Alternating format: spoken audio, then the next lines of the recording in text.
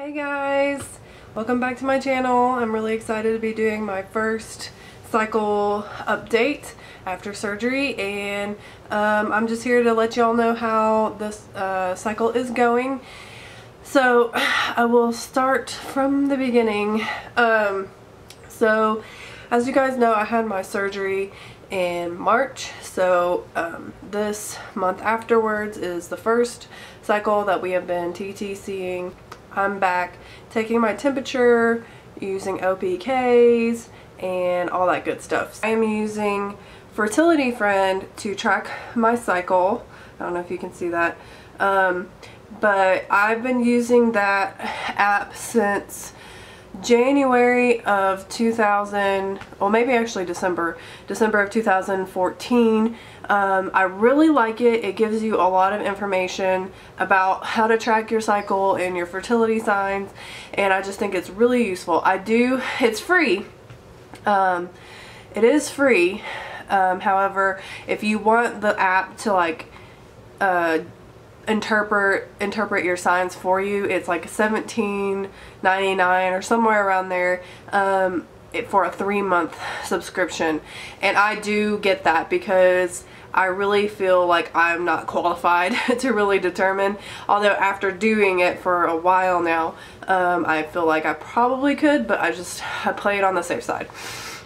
So like I said, I had my surgery on the 16th of March. I got my cycle on the 30th of March, so about 2 weeks exactly after my surgery, I got my cycle. So, you know, that day, like, I was so happy. I was like, yes, it's here. I've never been more happy to start my cycle. So probably a week or so after that ended, I started using OPKs, and this is where it starts getting interesting. So let's see. I got my first positive OPK on April 16th. One day I got a positive. So I was taking my temperature, and it had been a few days and I hadn't had a temperature spike. This really just bothered me. Like, it confused me, it frustrated me, and so I was like, well, is it gonna happen? Like, you know, why isn't it happening? I couldn't have been more frustrated that I got a positive and nothing was happening with my temperature. So I just frantically like Googled everything, and I was like, is it possible at all to ovulate and not have a temperature spike? Is it possible? So basically I found out no. Like, if you ovulate, you will have a temperature spike, more than likely. So I was like, alright, well, after a few days of not getting a temperature spike, I took another OPK. And I think I took a couple, and I started taking them like in the morning and the afternoon, just to see if I could catch it. Well, one day, I think, let's see, I got my first OPK, positive OPK, on the 16th. So, I probably started testing again on the 19th. I got another positive on the 21st. So I was like, okay, maybe my body just like was gearing up to ovulate and then it didn't. So whatever the case, I was like, alright, this must be it. So I, this time, tested until I got a negative. And I got 3 days of positive OPKs. I got the 21st, the 22nd, and the 23rd. Which, again, bothered me because I was like, is that normal? Like, from what I've read, you should just get one and then it should go back down. I don't know if it doesn't go back down until like you ovulate or not.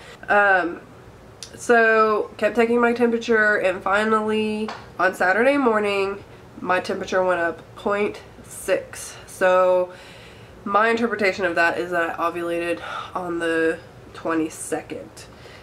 So of course, the app doesn't actually confirm ovulation until you have 3 days of raised temperatures. So I was waiting on that, and then on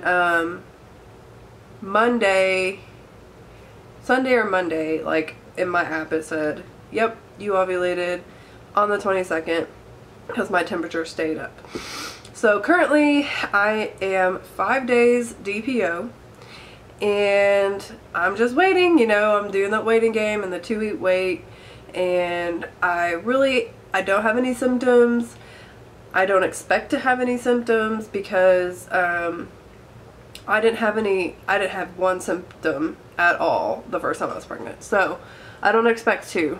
I'm not trying to overanalyze it, and I'm not going to be testing too early. The first time I tested when I was pregnant, I think I was 11 DPO, and that still was early because I could barely see that line. So I'm gonna really wait. I'm gonna try. I can't promise anything. I'm gonna try to wait until May 6th. My next expected cycle is May 5th, I think. The test day they gave me was May 5th, so maybe my first expected day is May 4th. I don't know. But because of the late ovulation, it was on cycle day 24. So this is going to be a long cycle. It'll be, if I start on time, it'll be a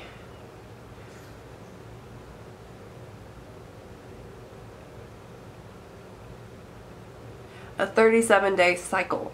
So no, that's not like ridiculously crazy, but it's much longer than I'm used to. Like usually I'm between 29 and 34 days, like at the max, 33 days. So it's 37 days is a long cycle for me, and I don't know why it happened. It could have been stress, you know, it could have been stress. I don't know what else it could have been. Maybe the surgery affected it. That's one thing I thought of. Maybe the surgery just kind of like put my body off balance and it wasn't sure what to do. I don't know. So that is what's going on. Hey Logan man. I have my little puppy here. Come here. You wanna see him? Come here, buddy. There he is. He's a little ugly guy. So anyway, so that's all I have to tell you guys. If you have any questions about anything, let me know in the comments. I do want to give out a shout out to my new subscribers. I've gotten quite a few more since my last video, so I want to welcome you guys. I'm happy to have you all along with my journey. I know that it helped me so much to watch these videos when I was TTCing before I found out all the issues I had. I say all the issues like it was a bunch. It wasn't, but before, when I was driving myself crazy with why I wasn't getting pregnant, this was my sanity. Like watching ladies on YouTube going through the same thing that I am, it just calmed my nerves. It really did. It helped me a lot. It gave me a lot of information. It made me feel better about like not being crazy. Like if you Google every little thing that's happening to your body, like the smallest symptom, I promise you, you are not crazy. Everybody does that. I did that. If I'm the only one and you're the only one, okay, maybe we're crazy. But I really don't think so. Like, I'm trying to think of the crazy things I've Googled, like, does this mean you're pregnant? Or I just don't know. You know, like I probably Googled the craziest stuff about trying to figure out if I was pregnant before I could actually test. So you're not alone. We're in this together. If you're struggling with infertility and you haven't figured out why and you haven't gotten any tests done, go do that. Like do it as soon as possible, because the longer you wait, the longer you're gonna drive yourself crazy, and the more you're gonna wish you had done it sooner, because hopefully there won't be something wrong, but if there is, that'll put you on a track to be fixing it, and that means you're on a you're closer to getting your baby. So I just want to really encourage you guys to get all the tests done that you need to. If a doctor will do it for you before that year mark comes up, just do it. Like, give yourself that peace of mind. Just do it, you know? And if a doctor tries to prescribe you something but they don't like test anything, get a different doctor. Really. Because that's one thing I'm thankful for, that I ran into doctors that were like, yeah, I can't really give you Clomid because we don't know what's going on. So I'm thankful for that. As much as it frustrated me to not get the thing that I really wanted, which was medicine to like help me get pregnant, because I just thought that was the answer. I didn't know anything about an HSG test. I didn't know anything about anything. So I'm really thankful that I got doctors that, you know, helped me figure out what the real issue was and didn't just give me medication.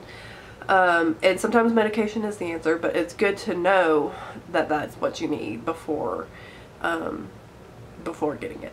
So I'm gonna leave you with that. You can expect a live pregnancy test here in a week or so. And until then, best of luck to you guys. I hope that you all are going to get your positive really soon. And yeah, again, let me know if you have any questions in the comments, and I will see you next time. Bye.